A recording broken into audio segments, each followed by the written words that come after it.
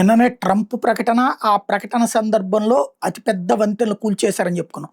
దానికి సంబంధించిన మరిన్ని వివరాలు వెలుగులోకొస్తున్నాయి. అమెరికా, ఇజ్రాయెల్ నిన్న మొన్న చేసినటువంటి దాడుల ఇంపాక్ట్‌తో వంతెన పూర్తిగా నాశనమైంది. ఇది ఏదైతే దట్టమైన పొగ వ్యాపించడం ఒక ఎత్తు, ఆ దాడికి సంబంధించిన ఇరాన్ మీడియా కూడా ధృవీకరించడం మరొకటి. దీన్ని 2 సార్లు లక్ష్యంగా చేసుకొని కొట్టారు. మొన్నొకటి, నిన్నొకటి.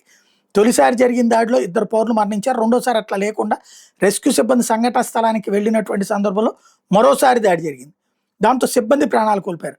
పశ్చిమ ఆసియాలోనే అతి పెద్దదైన వంతెన నిర్మాణ దశలోనే ఉందట. ఇరాన్ రాజధాని టెహ్రాన్ని పశ్చిమాన ఉన్న కారద్ నగరంతో దీన్ని అనుసంధానిస్తున్నారు.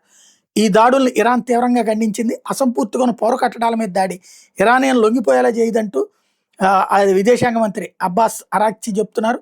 మొన్న ఇతను కూడా పోయాడని చెప్పారు. తర్వాత బతికున్నాడు అతను మాత్రం. ఇరానియన్ లొంగిపోయేలా ఎవరు ఏం చేయలేరని చెప్తున్నారు. మరోవైపు ట్రంప్ అయితే మాత్రం ఇరాన్లోని అతిపెద్ద వంతెన కూలిపోయింది, ఇక దాన్ని వాళ్ళు వినియోగించుకోలేరు, ఇరాన్ ఉనికి కనుమరుగు కాకముందే మాతో ఒక ఒప్పందానికి రావాలి, ఈ దాడి నేపథ్యంలో మీరు ఆ విషయాన్ని గుర్తించండి అని చెప్తున్నారు ట్రంప్.